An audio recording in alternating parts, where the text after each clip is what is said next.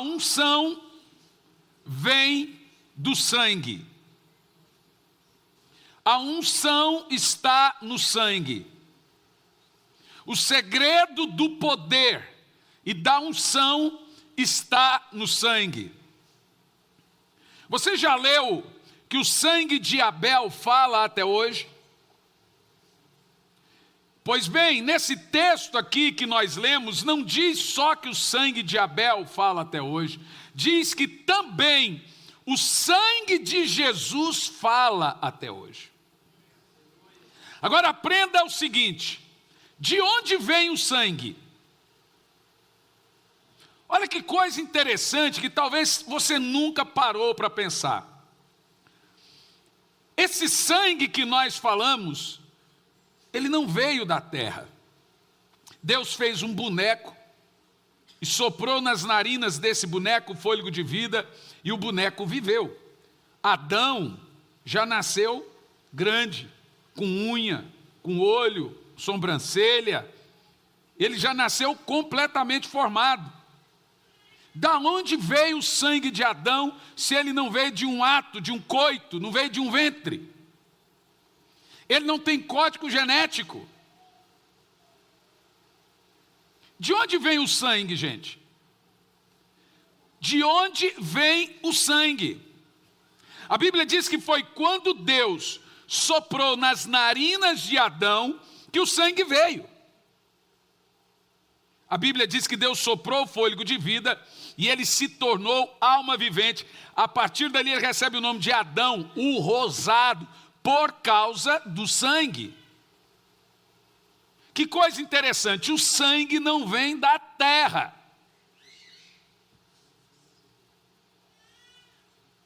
O sangue não é uma composição genética da terra. O sangue veio de Deus. De onde vem o sangue de Jesus se não vem também de um código genético? Jesus não teve um pai terreno. Ele foi gerado pelo Espírito Santo. Então, de onde vem o sangue dele?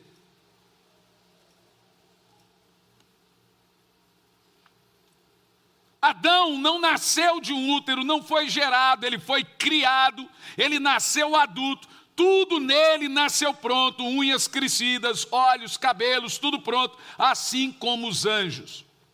Quando Deus faz então o boneco de barro, a imagem de barro do pó, inicialmente não tinha vida. É como você olhar numa vitrine um manequim.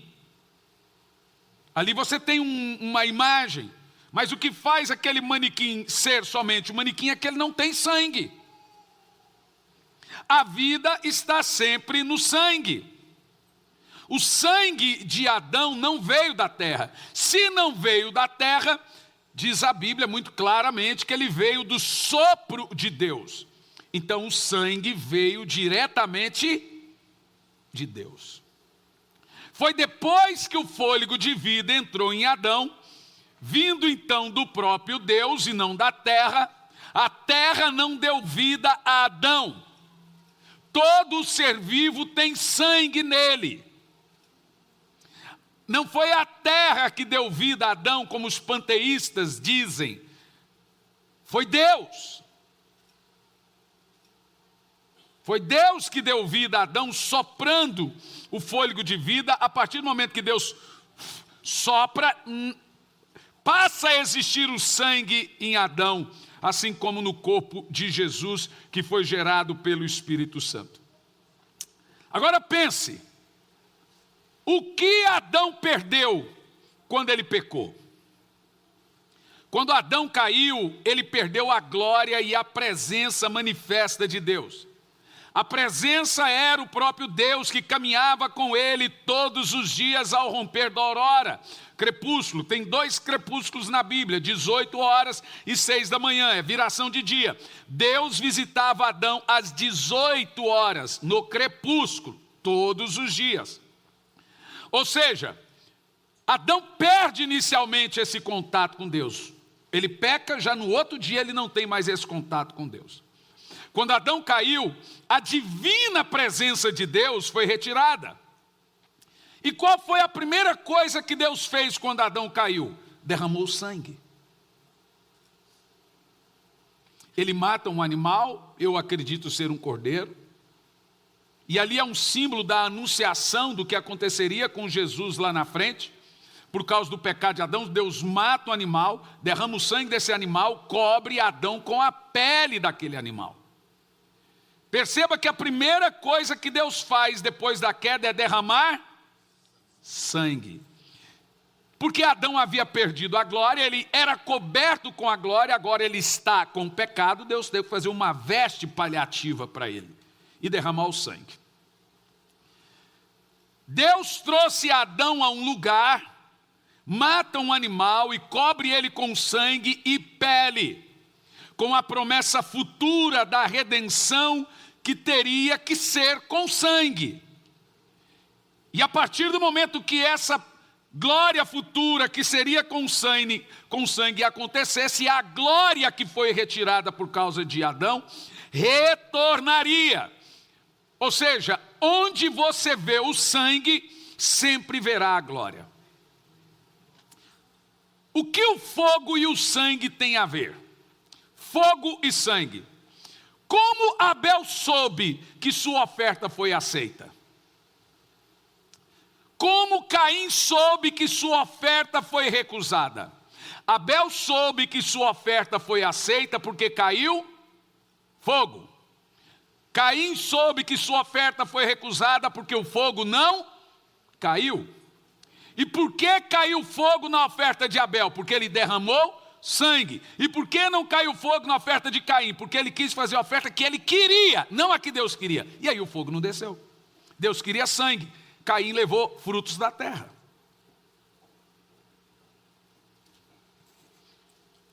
O fogo sempre vinha no Velho Testamento quando o sangue era oferecido.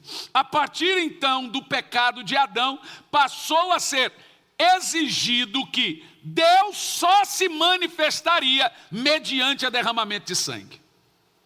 Deixa para mim aquela imagem do tabernáculo, porque um pouco coloca aquela imagem do tabernáculo em amarelo, tá? E depois a imagem do tabernáculo da cruz, mas não coloque ainda. Em todo o caminho no Velho Testamento, você vai ver que o sangue de animais, de cordeiros, de aves, de bois, estava repleto em todo o Velho Testamento, para que Deus pudesse caminhar por causa desse sangue. Por quê, gente? Todo o Velho Testamento, de acordo com Hebreus capítulo 10, versículo 1, é sombra da realidade do Novo Testamento, mas não realidade. Como Jesus não tinha vindo em carne, né? Ele está lá, é evidente. Como o Espírito Santo não estava sobre toda a carne, então Deus tinha que manifestar-se de forma não real. Funciona assim: o tabernáculo de Moisés no deserto era reflexo do tabernáculo de Deus no céu. O tabernáculo de Deus refletia no tabernáculo de Moisés. Então o sangue no deserto era reflexo do sangue do Senhor no céu. Então refletia. Não era uma realidade. O sangue tem um propósito. E por que você tem ele em todo o Velho Testamento e no Novo de uma outra forma? Vamos analisar uma coisa aqui, sobre o fogo e o sangue. Veja, a unção está sempre no sangue. Veja, o fogo é um símbolo da unção de Deus. O fogo é um símbolo da presença de Deus, do avivamento e etc. Quando Caim ofereceu o sacrifício, o fogo não desceu. Isso simbolizava que a sua oferta foi rejeitada, porque não teve fogo. Os fogos sempre vinham no Velho Testamento como resposta ao sangue derramado. O fogo é sempre um símbolo da unção de Deus. Foi quando Deus respondeu com fogo. Antes disso, sempre havia derramamento de sangue. Então, a primeira vez que o fogo de Deus desce em resposta ao sangue é ali no início de tudo. Abel oferece o sangue e o fogo desce. O que o Caim faz? Ele vai lá e oferece outro sangue de morte. E aí traz uma maldição terrível sobre a terra. Ele não quis matar um sangue de um animal para Deus, mas matou do irmão. Entendeu a gravidade disso ou não? Você vê onde o orgulho chega? Ele derramou sangue. Mas o sangue é errado. Então escute bem. Abel soube que a sua oferta foi aceitada porque o fogo veio. Caim soube que sua oferta foi rejeitada, o seu culto, porque o fogo não desceu. É isso, gente. Um culto sem unção, um culto sem fogo, um culto sem glória, sem o Espírito, é um sacrifício rejeitado como o de Caim. Quando Deus aceita seu culto? Quando tem unção. Se não tem unção, Deus não aceitou. Está ali o sacrifício, mas Deus não aceitou. O fogo vinha constantemente quando o sangue era usado. Vejamos alguns exemplos. Toda vez que Moisés usava o sangue, o fogo descia. O fogo não podia se apagar. O sumo sacerdote tinha que manter o fogo aceso. E como ele mantinha o fogo aceso? Ele tinha que derramar o sangue no altar, na arca, matar o cordeiro no altar de bronze e jogar o sangue na arca. Então você percebe que o tabernáculo inteiro tinha um caminho de sangue entre o altar de bronze e a arca da aliança. O caminho do sacerdote era um caminho de sangue. Havia sangue em todo o tabernáculo, banhado com o sangue. E era esse ato que fazia o altar se manter aceso. Sem sangue não teria o fogo aceso. Quem entende o que eu estou falando? Quando Elias usou o sangue, matando um boi, o fogo desceu. Primeiro derramou o sangue, e então o fogo desceu. Davi só via o fogo quando o sangue era usado. A glória de Deus veio no templo de Salomão após o derramamento de sangue. Abraão ofereceu o cordeiro como sacrifício, derramou o sangue no Moriá, e Deus respondeu com fogo. Portanto, o sangue atrai a glória. Pergunta: o que desceu no Pentecostes? O quê? E quando é que veio o sangue? Se o sangue precede o fogo veio no Pentecoste, qual foi a hora que o sacrifício foi oferecido? Na cruz. Não poderia ser o contrário. O Espírito Santo jamais desceria sobre toda a carne se não houvesse um sacrifício de sangue. Então primeiro o sangue foi derramado, depois o fogo foi derramado. Você tem que se lembrar que o fogo só desce se houver sacrifício de sangue. O fogo do Pentecoste é uma resposta ao sacrifício da cruz. Por isso que primeiro você se oferece como sacrifício na cruz. Depois o fogo de Deus desce. Por isso que não há avivamento sem o sacrifício contínuo da oração.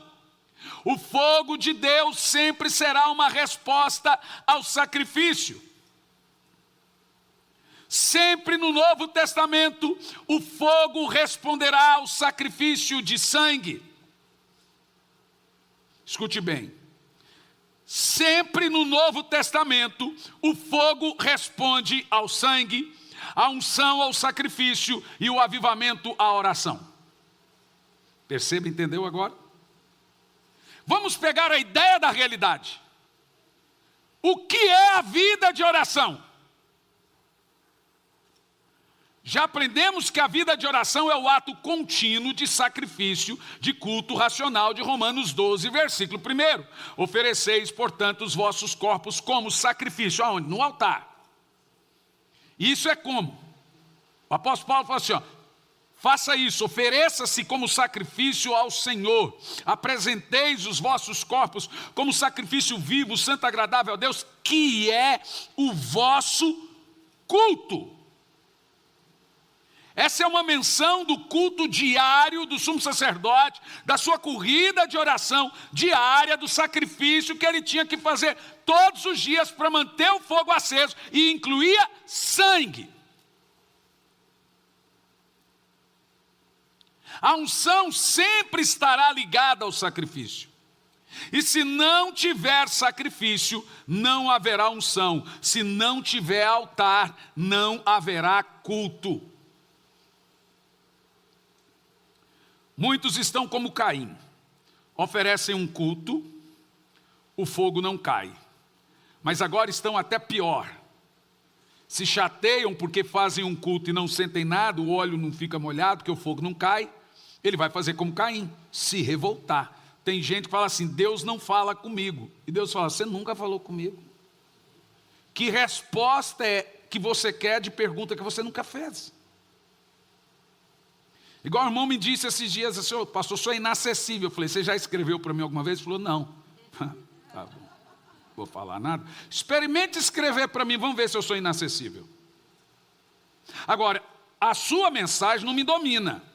Eu vou responder no meu tempo. Se eu tivesse um telefone de fio, você não ia ligar para mim toda hora, a cada 2 minutos eu ia atender. O WhatsApp não me comanda, pois deve ser a sua, não. Eu tenho um dia, na hora, na hora do meu dia, eu vou lá e leio todas as mensagens e começo a responder. Então tem gente que te manda mensagem, responde agora. Não, o meu celular não é meu dono. Tem gente que ele é comandado. Não, me mandou uma mensagem aqui, ó, mas se você tivesse um telefone de fio, você toda hora... Peraí, eu tenho que atender. Não, você tem outras coisas para fazer do que ficar no telefone, pelo menos deveria, né? Mas, contudo, eu falo com todo mundo. Da mesma forma é Deus. As pessoas dizem que Deus não responde, não vê a sua dor. A verdade, gente, é que você não se comunica com Deus. Você culpa a Deus de algo que você é o responsável. Você quer resposta de Deus de perguntas que você nunca fez.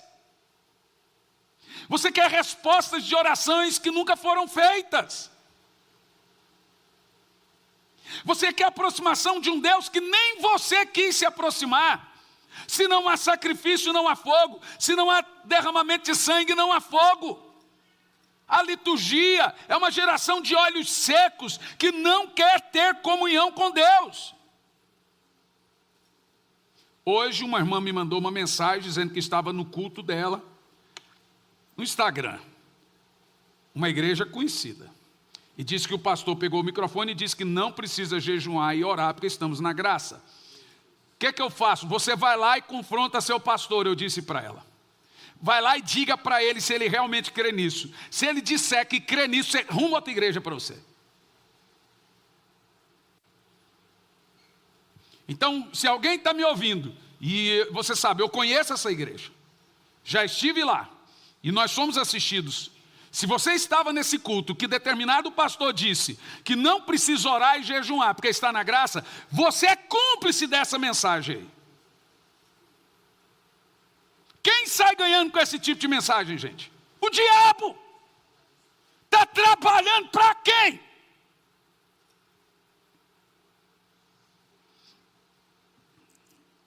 E aí agora a gente está como Caim, faz culto do nosso jeito, da nossa maneira, o fogo não cai e fica revoltadinho com Deus, porque quer fazer do seu jeito.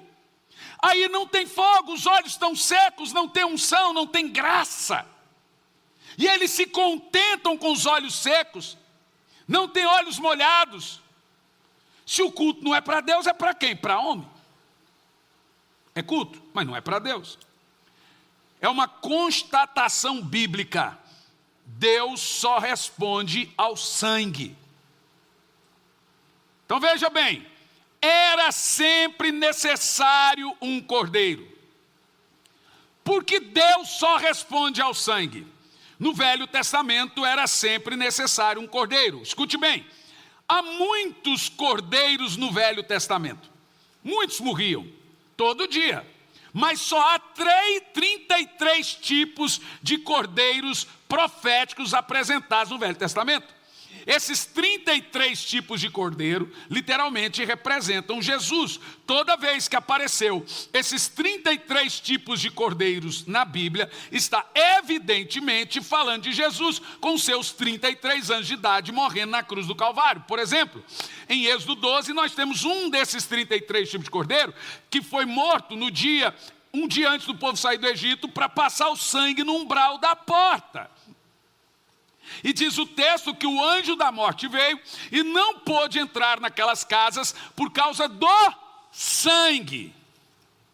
Esse é um tipo do Cordeiro de Deus, do sangue de Jesus derramado. Então o que temos aí? Quando o sangue foi derramado, um dia depois eles saíram do Egito depois de 400 anos de escravidão. Mas eles matavam o cordeiro todo dia. Mas aquele cordeiro era o profético. Então não era qualquer cordeiro. Agora eles mataram o cordeiro certo. Então Deus sempre, até vir Jesus, exigiu um cordeiro. Você vai se lembrar então que cada família matou o seu cordeiro, comeu a carne dele, com erva amarga. A erva era para eles não se esquecerem dos 400 anos de escravidão, para também não relaxar. E o pão era para se lembrar da libertação. E a carne do cordeiro de Deus, cordeiro pascal. Todos os patriarcas, profetas entenderam que deveriam usar sangue. Então não havia ritual, não havia culto, não havia nada sem antes começar pelo ato do sangue. Deus usou sangue para fazer Adão, soprou o fôlego de vida. Abel usou sangue para fazer o fogo descer. Noé, ao sair da arca, seu primeiro culto em terra firme, ele usou sangue e retomou a aliança de Deus com a humanidade. Primeira coisa que Noé fez, usou sangue. Abraão fez seu primeiro sacrifício na terra de Canaã, derramou sangue. Na aliança de Abraão com Melquisedeque, Melquisedeque dá a ele pão e vinho, que representa o corpo de Cristo, que contém o sangue de Cristo. E o pão, que representa o Espírito, a carne do Senhor. É o sangue e o pão. Cada homem que andou com Deus, a primeira coisa que fizeram foi construir um altar e ali manter diariamente o sacrifício. Sem um altar particular, não haverá fogo do céu, presença de Deus, resposta à oração, porque são perguntas nunca feitas. Mas você morre de vontade de viver milagre, mas sequer pede por um. Você reclama por não ter, mas não pede.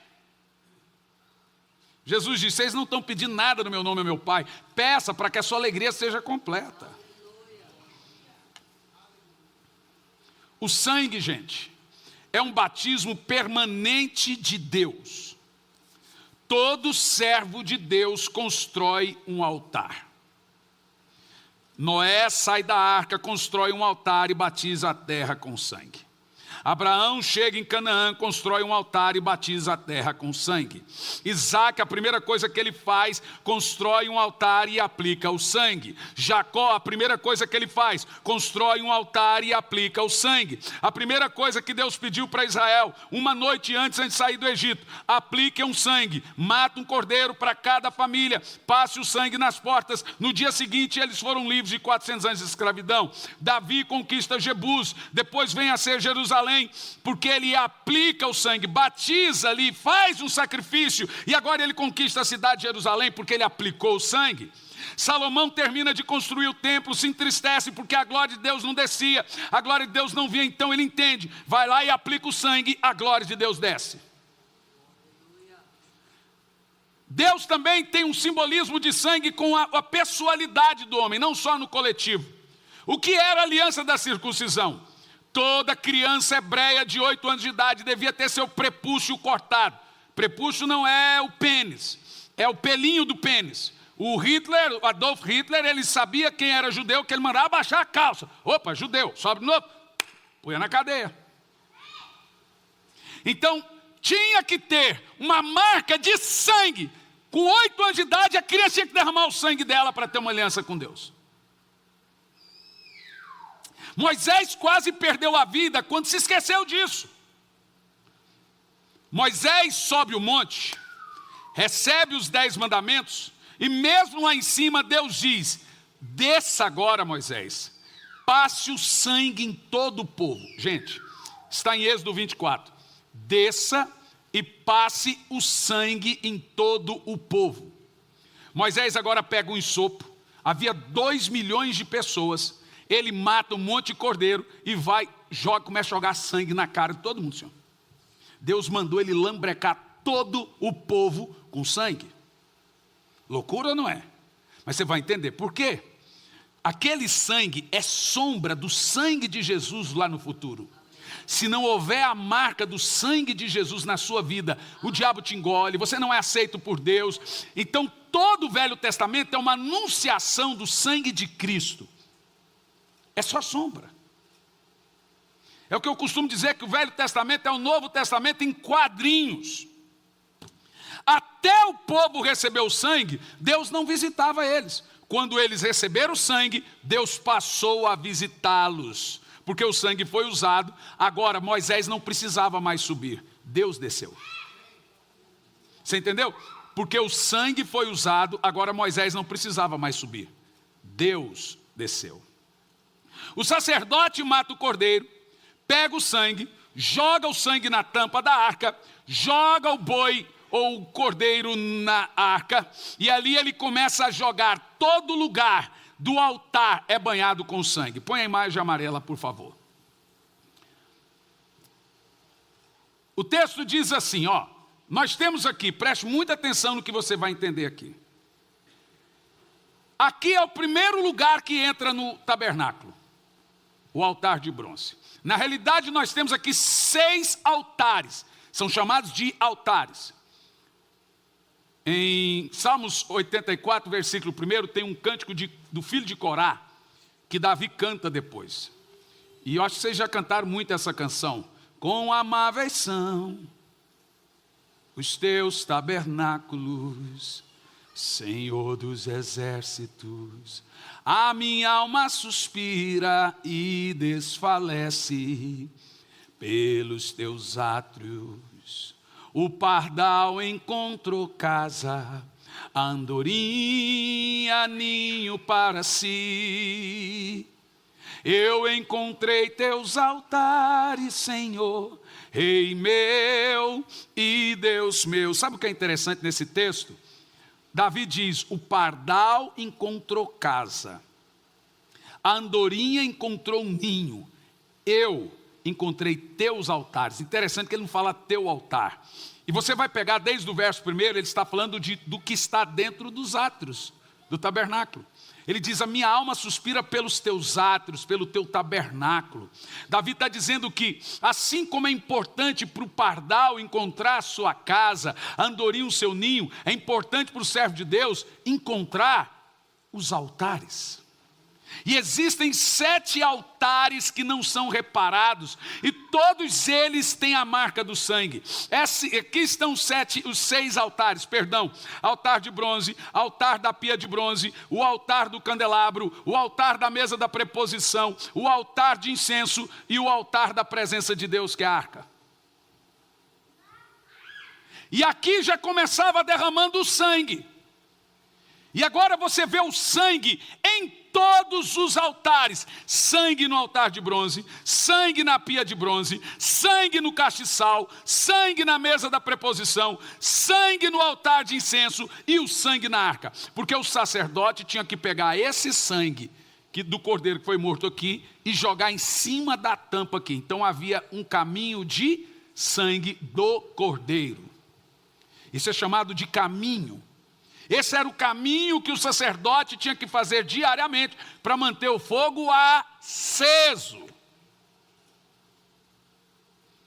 Ou seja, o caminho para a presença de Deus passava pelo derramamento de sangue. Então agora eu quero você bem animado com o que você vai ouvir. Mas animado! Ei, curitibanos! Olha para o irmão do lado, faz assim. Faz assim para ele. Fala, cospe o limão aí. Seu azedo. É fome. Daqui um pouco vocês comem. O pão da ceia. Já alimenta vocês. Tem que entregar o jejum antes, né? Meu Deus, gente. Vocês não venceram esse ídolo ainda.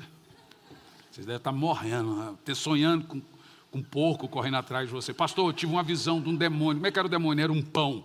Um cara fez assim. Não era um pesadelo, é vontade de comer mesmo. Então escute bem. Eu amo isso aqui. Eu quero ânimo agora.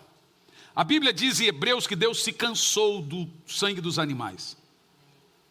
Ele disse que aquele sangue nunca pôde remir pecados. Mas ele tinha que fazer aquilo como sombra para a realidade da cruz. Então Deus falou, não tem mistério, isso aí era só anunciação. Teve que fazer para o povo entender a importância do sangue. Então Deus grita lá do céu, eu quero um cordeiro.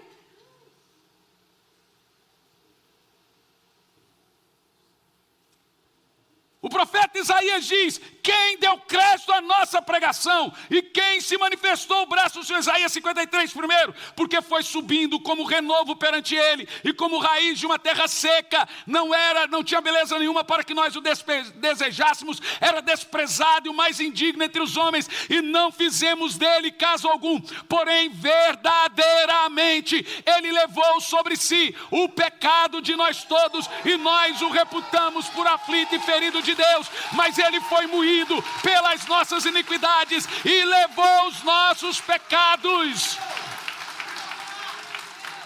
A Bíblia diz que Deus olhou e viu que Jesus era um cordeiro aceito, favorável.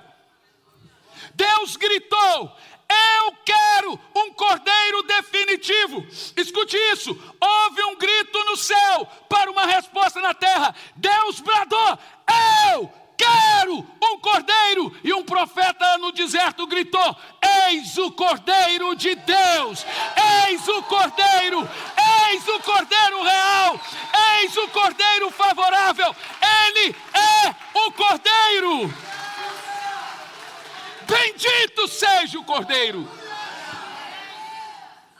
Lembre-se, o caminho para a presença no tabernáculo sempre foi marcada com sangue, desde a entrada até a arca. Era banhado com sangue. Mas agora a Bíblia diz que existe um novo caminho.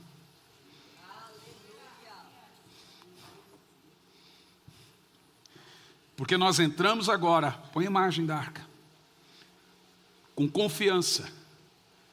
Por que confiança? Porque eles tinham medo de chegar até aqui mortos. Morria. E alguém tinha que puxá-los. Mas agora a gente não tem esse medo. Eu saio daqui, eu tenho agora um novo e vivo caminho. Continua sendo de sangue. Mas agora eu entro com confiança ao trono da graça, pelo sangue do Cordeiro, que é o novo e vivo caminho. Agora notem bem, lá do Velho Testamento era um caminho morto, cordeiros mortos.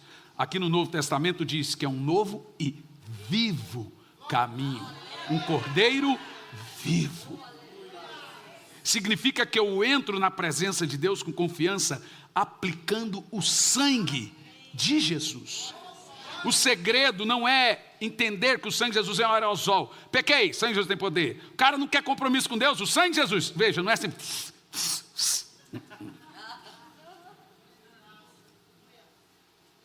Tem gente aí até blasfema, fala, sangue de Jesus tem poder. Ele pensa que é macumba. Não é? Vou te explicar como que funciona essa questão do sangue de Jesus. Imagina aqui o tabernáculo. O camarada descobria que ele tinha lepra. E a lepra na Bíblia é a doença que representa o pecado. Por isso que lepra, a Bíblia não fala de cura de lepra, fala de purificação de lepra. O leproso não procurava um médico. Ele procurava o sacerdote. Jesus falou para os leprosos, procura um médico. Ele falou, procura o sacerdote. Porque lá na Bíblia ficava leproso gente rebelde, gente desobediente. Então veja, às vezes você pensa que as coisas estão mal na sua vida, não é só quando falta dinheiro, porque tem gente que só corre para Deus quando tem problema financeiro, quando o carro bate. Mas quando você também não consegue orar, quando você também vai mal espiritualmente, é lepra!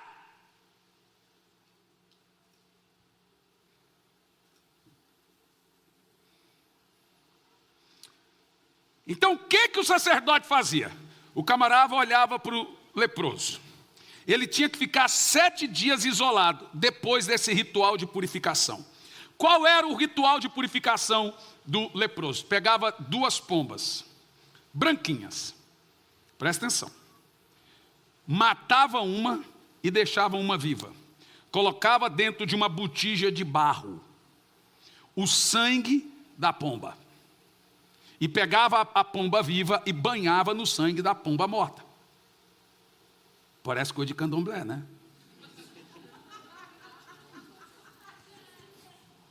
Está lá na Bíblia, Levítico. O diabo exige sangue até hoje nos seus rituais.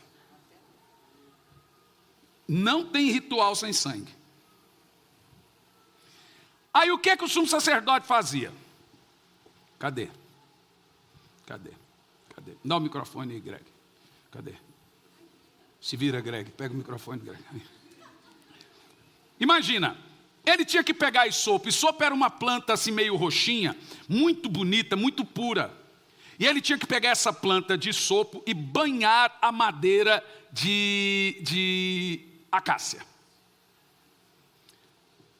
A madeira de acácia simboliza a cruz. O isopo simboliza a santidade. Aí lá vem um leproso diante do sacerdote. O sacerdote olhava assim, você está leproso. Então o que ele fazia?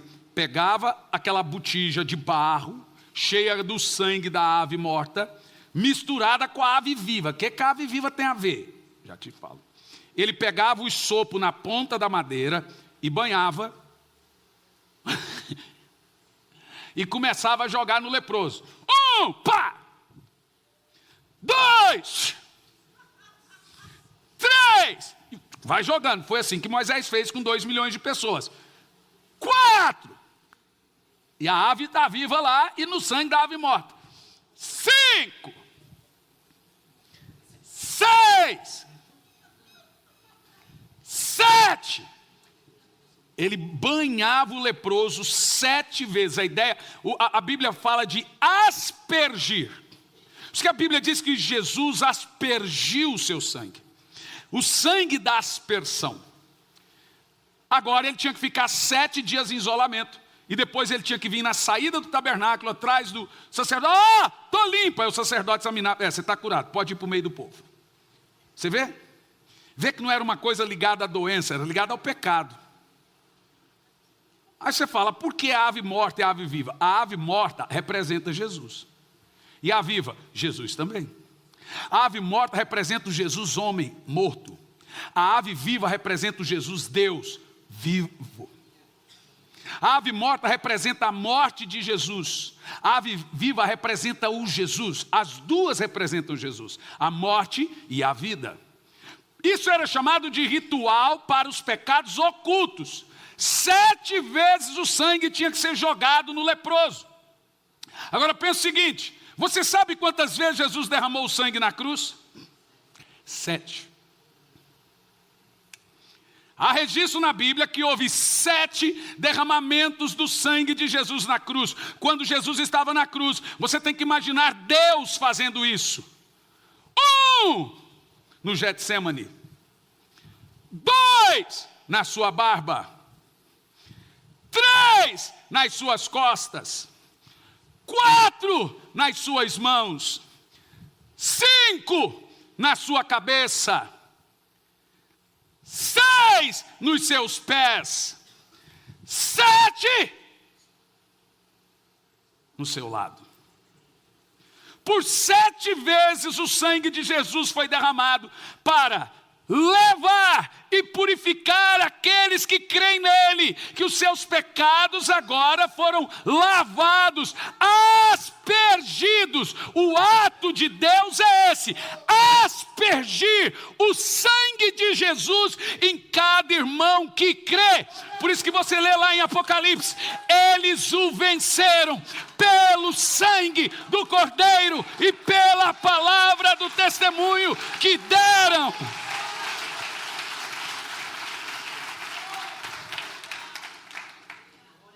Então aqui nós vemos o segredo. Levítico 14, primeiro, Deus diz, quando o leproso quiser ser limpo, ele precisa ir ao sacerdote. O sacerdote deve fazer o ritual da purificação. Põe para mim Apocalipse 12, e eu quero mostrar para você o grande segredo a partir do 10.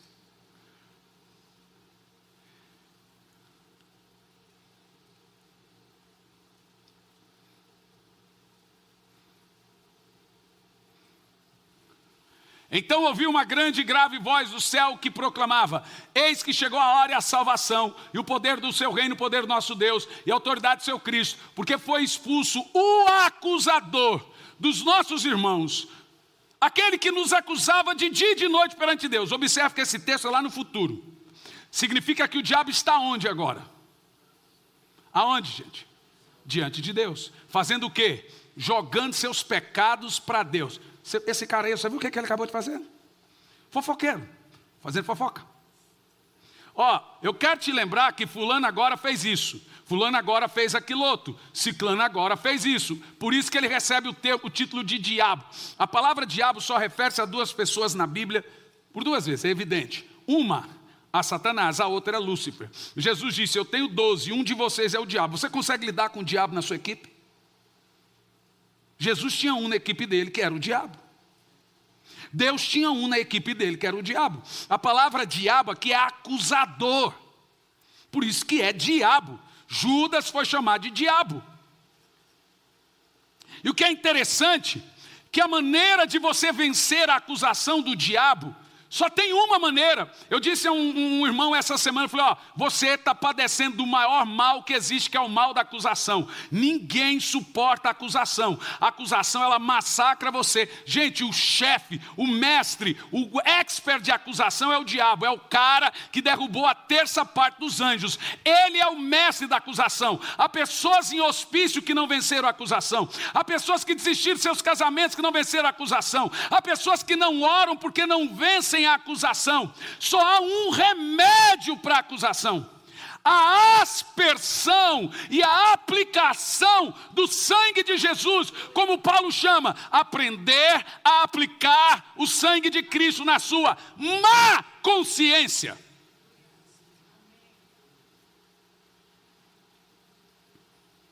Então eu quero te ensinar a aplicar os 7 derramamentos do sangue de Jesus, porque o ato do arrependimento e do perdão é isso. 1, 2, só que agora você não tem um animal, você tem o quê? O Cordeiro vivo, é o novo e vivo caminho. Então quando eu uso o sangue de Jesus, eu uso um sangue vivo. O diabo mal suporta a menção do sangue, quanto mais o sangue de fato. Eu poderia gastar tanto tempo aqui falando sobre as minhas experiências com o sangue de Jesus. Mas desde o dia que eu aprendi a utilizar o sangue de Jesus, a minha vida mudou completamente. A aplicar os 7 derramamentos do sangue de Jesus, a minha vida mudou completamente. Irmão, você sabe o que é jejum? Todo mundo aqui está em guerra com o diabo. Só que aquela guerra de Facebook, de indireta, ô cachorro! É, porque eu também, um joga indireta para o outro. Agora jejum é trocação. Vem para o play, seu filho de uma mãe. Você é homem? Jejum é chamar o diabo para trocar tapa. Você está trocando soco com o diabo todos os dias e não quer retaliação. Por isso que a Bíblia fala que você tem que vigiar. Tem gente que fica mais rebelde no jejum. Em vez dele vigiar, controlar, o diabo entra nele. Você tem que falar, espírito bom, sai desse corpo das trevas, deixa Lúcifer em paz. O jejum deixa você irritado, então se você não vigiar, tem gente que ora muito, mas não vigia. Aí o diabo entra, porque veja, não, guerra espiritual é isso, ninguém vai para uma guerra sem sair ferido. Ah, então não vou fazer jejum, que a coisa é difícil. Continua então escravo.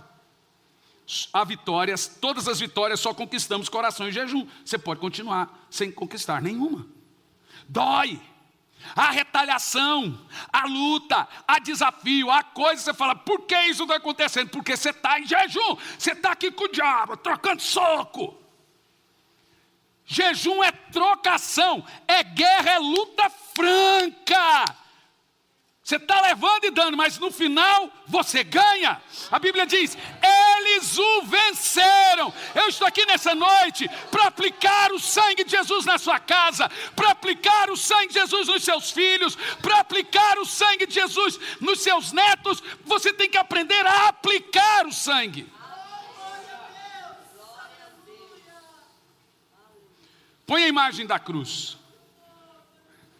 Vou te ensinar a aplicar o sangue. O que é a corrida de oração?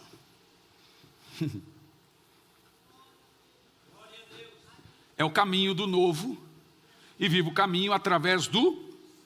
O camarada não faz. Olha, eu amo muito o texto que diz assim, ó, aquele que habita no esconderijo do Altíssimo, à sombra do Onipotente. Eu gosto da palavra descansa. quem não ora certo não tem descanso. Direi o Senhor, Ele é o meu refúgio. A palavra refúgio e esconderijo ali é a palavra lugar secreto da oração. Ele diz, Ele é o meu refúgio, a minha fortaleza. O salmista, quando canta esse texto, ele deixa claro que você descansa em Deus. E diz mais, debaixo das suas asas, você está seguro. Agora, debaixo, você sabe qual é o nosso problema? Nós queremos segurança sem estar debaixo das asas. Deus não tem responsabilidade de guardar ninguém que põe a cabecinha para fora. Pá, o diabo está lá do lado de fora com a marreta. A hora que você põe, você fala, pum! O cara quer que Deus protege ele, mas ele sai das asas. É debaixo das suas asas, no lugar, o nosso lugar seguro. Olha, esses dias eu fui cancelado na internet. Nunca imaginei. Perdi 90 mil seguidores em menos de um mês, porque eu citei ao negócio sobre oração, ensinando os intercessores a orar e não só interceder. Quase morri de tanto apanhar. Eu nunca imaginei que seria cancelado. Então eu vou te contar o que aconteceu comigo. Cheguei em casa esse final de semana não, segunda. E eu falei, agora senhor, quando eu viajo eu estou focado, quando eu chego em casa eu estou pensando na igreja, eu vou orar para os irmãos, etc. Eu vou orar por essa situação. Acordei 4 da manhã e fui para o meu quarto de oração. Quando eu fui para o quarto de oração, fui orar, não tinha oração para orar. Falei, senhor, o que está acontecendo? Ele falou assim, não é para você orar aqui. Vai lá para a sala orar. Tá bom. A hora que eu comecei a descer a escada, a gente começou a arrepiar do pé da cabeça. Quer dizer, dos pés ao pé da cabeça, ao cabelo dos pés. E foi arrepiando. Na hora que foi arrepiando, gente, eu já imaginei, vai ter capeta aqui dentro da sala. Eu odeio ver o diabo. Aí tem gente que fala, nossa, pastor, irmão, se você gosta, leva ele para sua casa. Aí, pastor, o que o senhor sente quando o senhor vê o diabo? Nada. Não sinto minha cabeça, minhas pernas, meus braços. Só tem medo? Claro, é o diabo, não é o bozo. E a hora que eu comecei, e o corpo vai gelando. O corpo vai gelando e vai arrepiando. E o cabelo fica tão alto que dá para você fazer assim, ó. E o cabelo ficou em pé. Eu falei, meu Deus do céu. Eu fui descendo a escada. Falei, o que tem aqui embaixo? Parecia que eu estava descendo os porões do inferno. Deus não quis que eu guerreasse no quartinho de oração. Enjoado ele. Falou, aqui não é lugar de guerra. Vai guerrear para lá. Então, a hora que eu desci. Quando eu cheguei na sala, tinha 3 rãs. Uma pálida, cor de morte, né? Bem amarela e bem inchada. Uma malhada de preto e branco. E uma bem magra. O Espírito Santo falou assim, essa é de morte, essa é de rebelião e essa é de manipulação. 3 rãs. Fingi que não estava vendo. Passei reto. E ela estava assim, ó, parada assim. Ó. Gente, 3 rãs do tamanho de um homem. Passei direto. Como eu sei que a batalha espiritual, elas estão ali, mas elas não estão ali, eu dobrei o joelho e peguei a coberta muito frio e pus na cabeça. Assim.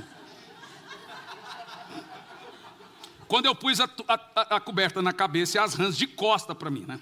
Eu orando e as rãs de costa. Então, a hora que eu pus, eu falei, bom, não dá para eu fugir disso. Batalha espiritual não é orar, falar com Deus, é falar com o diabo. Oração e adoração é uma coisa, batalha espiritual é outra. É isso que eu quis dizer lá no vídeo. O pessoal falou, você está dizendo que intercessor não ora? Eu falei, não foi nada disso.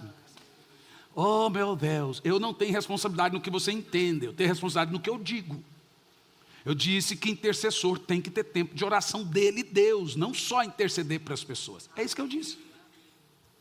Mas, contudo, eu vou tentar explicar de novo. Mais um mês de cancelamento. Aí eu estou lá, orando e as rãs de costa. De repente, falei, o que vocês estão fazendo aqui? A gordona fez assim, ó. Pulou. Robert!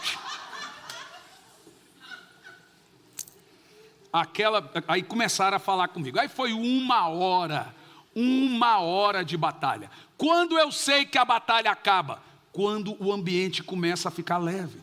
Você sabe, enquanto você estiver num ambiente pesado, você não pode parar de guerrear. E o que você mais faz numa hora de uma luta, treva, batalha espiritual, é quando tem confusão na casa, você começa a clamar o sangue. Aplicar o sangue. E eles tentavam aproximar, eu aplicava o sangue. Eu aprendi que o nome de Jesus é arma de ataque, o sangue de Jesus é arma de defesa. Quando você ataca, você usa o nome. Quando você se defende, você usa o sangue. Agora se ataca, em nome de Jesus eu vou. Agora recua, o sangue de Jesus está sobre mim, o sangue de Jesus está sobre minha casa, o sangue de Jesus está sobre minha vida. E aí foi para 1 hora de batalha. O Senhor me mostrou o que cada rã simbolizava, aonde estavam essas rãs, o que elas representavam. Quando eu terminei a batalha, eu estava exausto. Aí o Senhor falou assim, agora pode subir e orar. Viu? Eu não estava orando. E não estava. Eu estava em guerra. Em nenhum momento eu estava em adoração. E se eu não for para adoração, vem depois a retaliar. Porque onde é que eu estou escondido? É aqui na presença.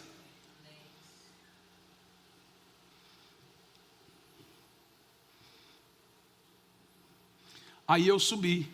Quando eu fui subir, eu já senti o ambiente leve, mas eu já estava destruído. Porque batalha arrebenta com você. Quando eu subi, eu fui subindo. Eu aplico os 7 derramamentos do sangue de Jesus sobre a minha esposa, aplico o sangue de Jesus sobre meu filho, aplico o sangue de Jesus sobre minha filha, aplico o sangue de Jesus sobre minha nora, sobre os 10 netos que eu vou ter, eu aplico o sangue de Jesus, eu vou aplicando o sangue, eu não quero nem saber, é 10, se vire. Então assim, eu vou aplicando o sangue de Jesus, e vou orando por sangue, e levando o sangue. Então eu levanto, eu vou lá no meu filho, dou um beijo nele, o sangue de Jesus está sobre você. Vou lá na minha filha, eu aplico o sangue de Jesus sobre você. Vou na minha esposa, então eu fui subir na escada. Eu olhei assim, eu tive uma visão. O sangue descia e cobria toda a casa. O quarto da Isa, a luz está queimada já tem um tempo. Coisa de pai que viaja. E a hora que eu fui subir a escada, a casa clareou toda. Isso era 5 da manhã, você viu? Eu já estava guerreando há tempo. Agora o meu tempo com Deus ia começar. A hora que eu fui subir, o quarto ligou sozinho. Eu chamei minha esposa e falei, amor, vem aqui. Você está aí no quarto? Dormindo. Quando eu cheguei, dormindo. Falei, amor, vem aqui. Você ligou o quarto da Isa? Ela, não. A luz está queimada. Eu falei,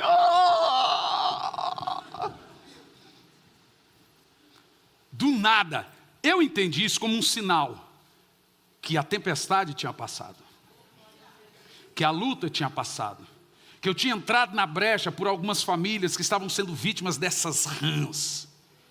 Eu lembrei de cada um de vocês, gente. Não sabia nome, mas vinha rostos. Famílias vítimas de uma rã, outra de outra, rãs. Lembra, as rãs lá no Egito era demônio, sapo.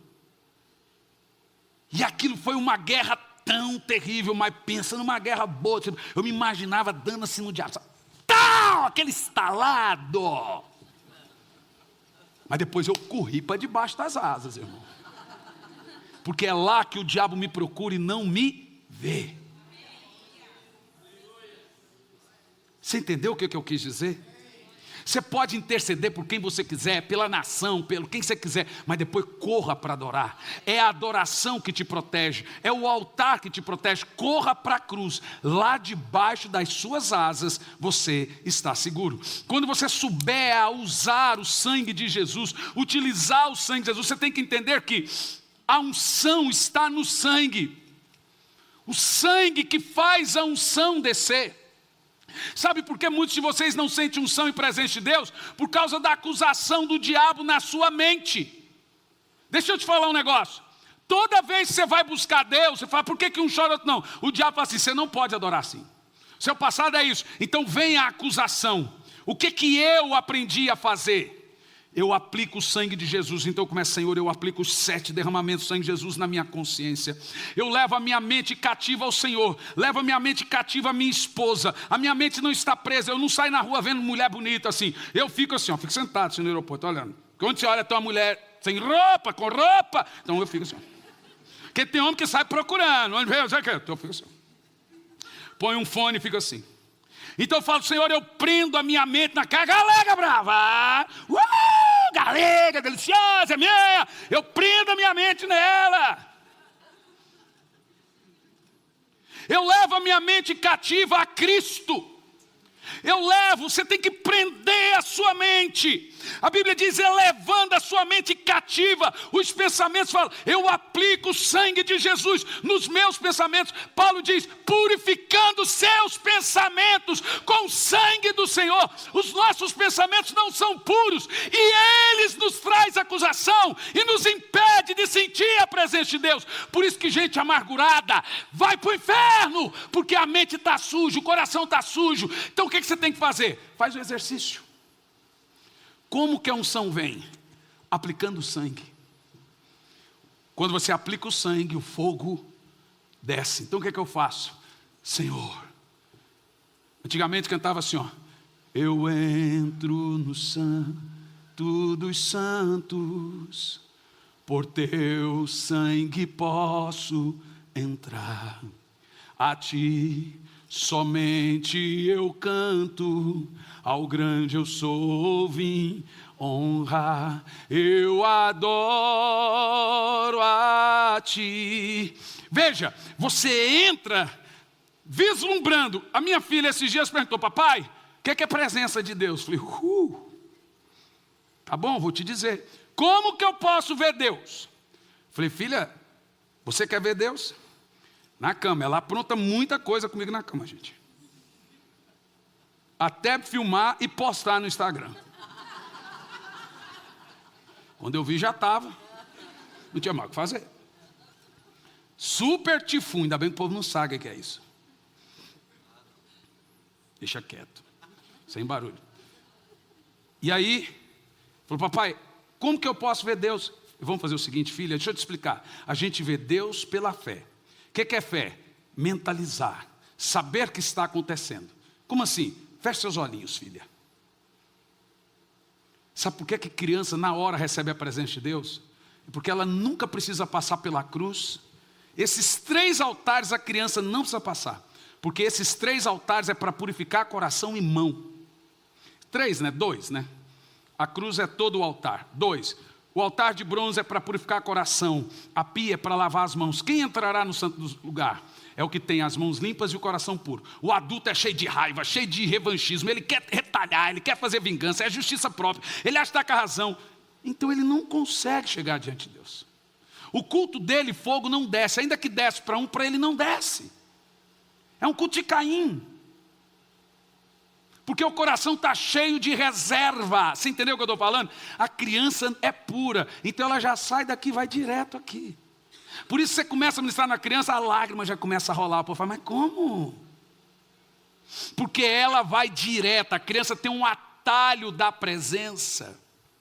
É o coração puro. Então normalmente, eu falei, filha, fecha os olhos. Olha como é lindo a pureza de uma criança. Imagina que você está numa sala gigante, gigante. Ela é gigante quanto? Tamanho do universo. É grande, papai, é grande. Imagina que nessa sala tem um trono gigante, gigante, gigante, no centro da sala. Que tamanho? Tamanho do universo. Papai, é grande. Imagina que esse trono é roxo. É cor safira, âmbar. Imagina que embaixo é um rio de cristal. E tem um monte de anjo andando para lá e para cá, raios e trovões saindo desse trono. Você está vendo? Estou vendo, papai. Agora imagina que tem uma pessoa sentada nesse trono. Você está vendo, filha? Estou vendo, papai. Imagina que o rosto dele é brilhante como o sol. Então eu não consigo ver. A ideia é essa. Mas você está vendo a face brilhando como o sol? Estou vendo. Seus cabelos brancos como a neve. Seus olhos como chamas de fogo. A sua face é maravilhosa. Suas vestes cobrem todo esse espaço gigante. E ela ali, aí eu ouvi o silêncio. Quando eu olhei, ela... Falei, o que foi, filha? Eu estou vendo ele, papai. Sabe o que é isso? É assim que nós contemplamos o Senhor, pela fé. Sabe o que você faz quando você ora?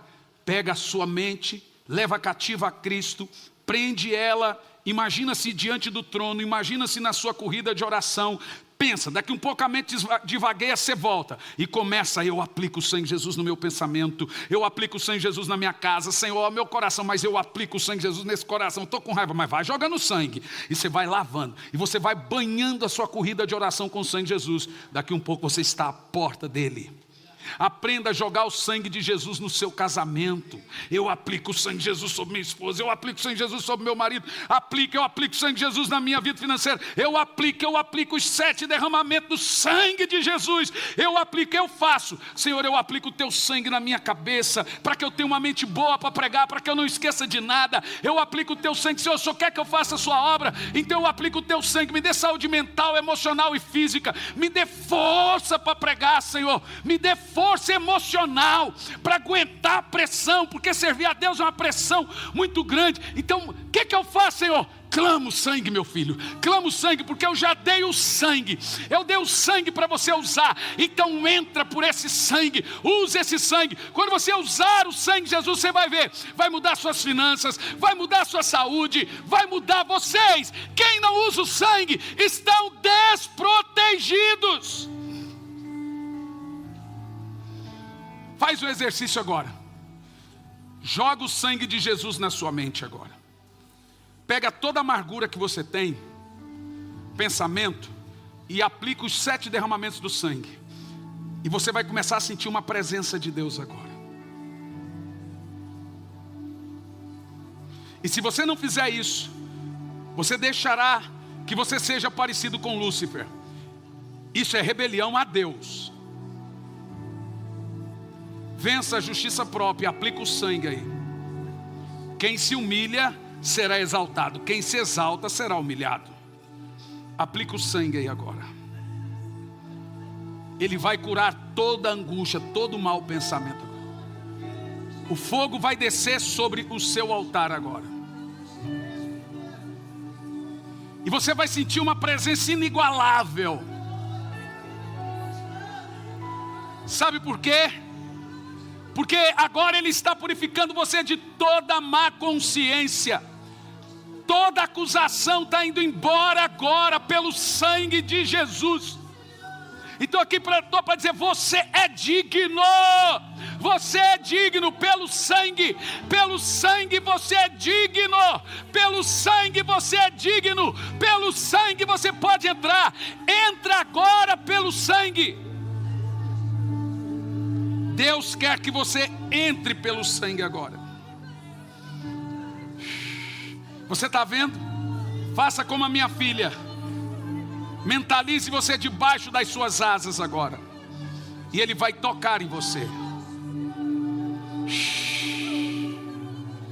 Ele está tocando em você agora. Você está sentindo a presença?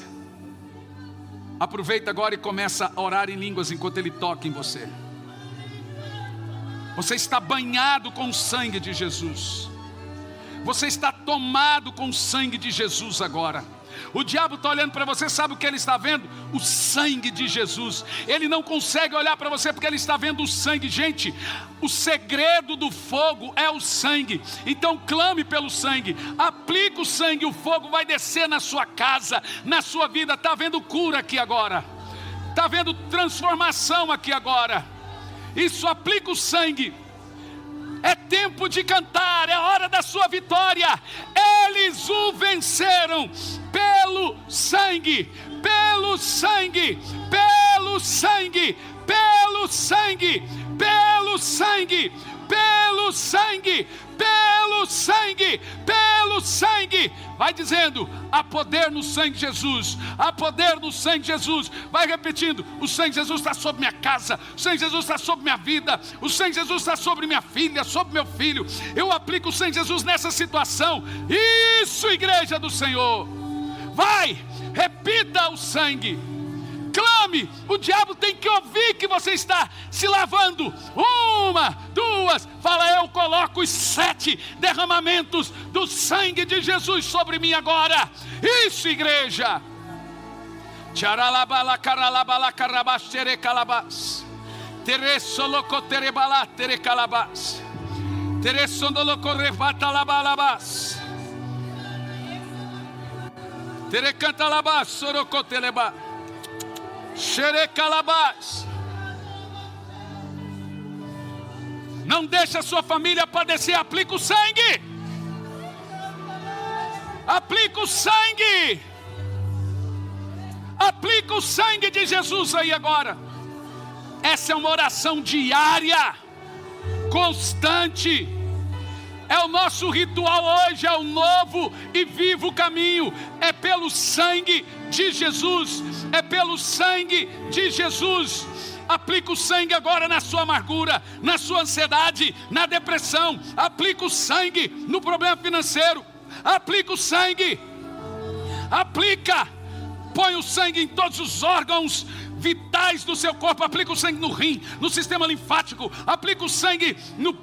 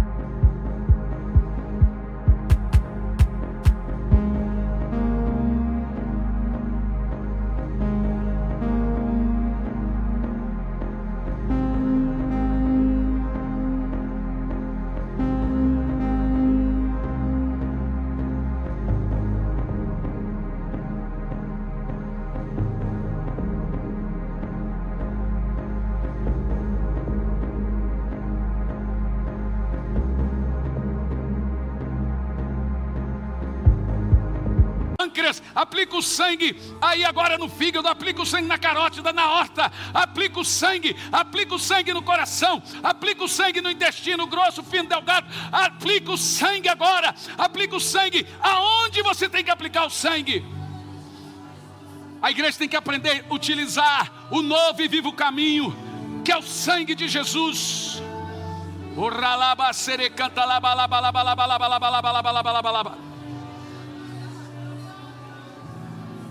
É debaixo das suas asas que estamos seguros.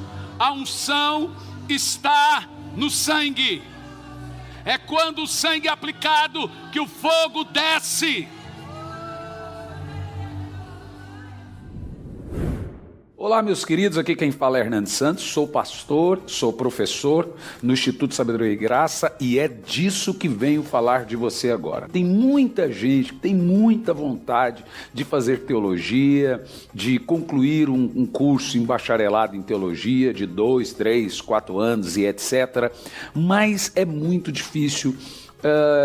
Ainda mais se tratando que você tem que ir lá no curso, disponibilidade de horário e vem as questões de valores. Eu fiz um levantamento por alto dos valores mensais de um curso livre de teologia. Fica na média aí de 500, 600, 700, 800 reais por mês que você paga durante todo o curso. O que nós fizemos? Disponibilizamos uma maneira de você fazer um curso. Eu dou essas aulas no sistema EAD, o curso está todo ele pronto, são 2 anos de disciplina, ou seja, você faz 1 ano e depois tem que fazer uma rematrícula para o próximo ano, no caso 2 anos de disciplina, com conteúdo de bacharel em teologia. Olha o valor que você paga anual no curso, são 2 anos, R$460. Eu já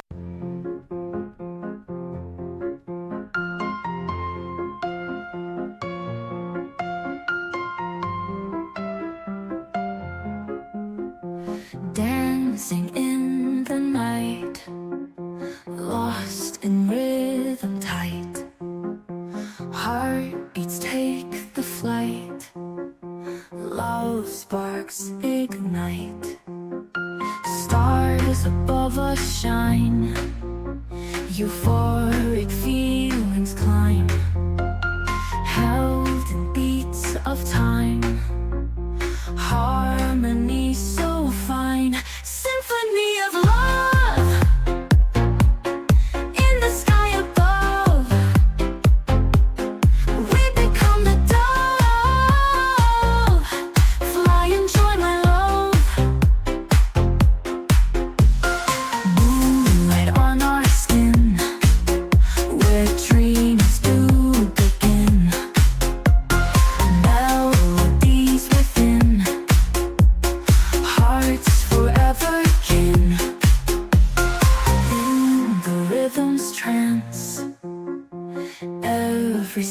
steps, a dance, mystery, romance, chance and circumstance, symphony of love. In the sky above, we become the dove. Fly and join my love.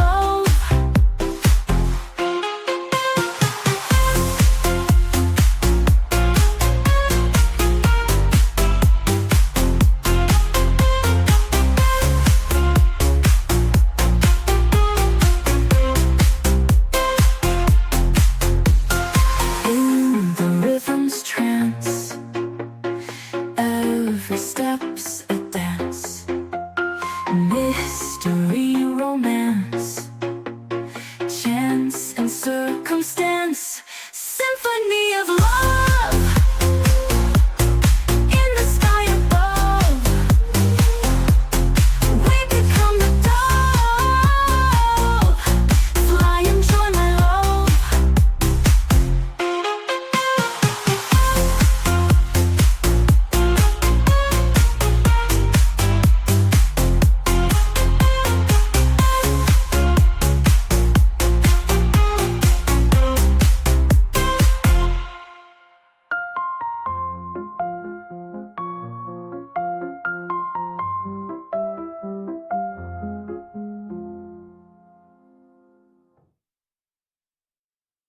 Vigente, terminar o curso em 3 meses, 4 meses, etc. Aí você abre a matrícula para o segundo ano do curso. São 2 anos com conteúdo de bacharel em teologia. É R$ 460 ano, entendeu? Por ano. Gente, R$ 460 não equipara a parcela mensal de um curso comum livre em teologia.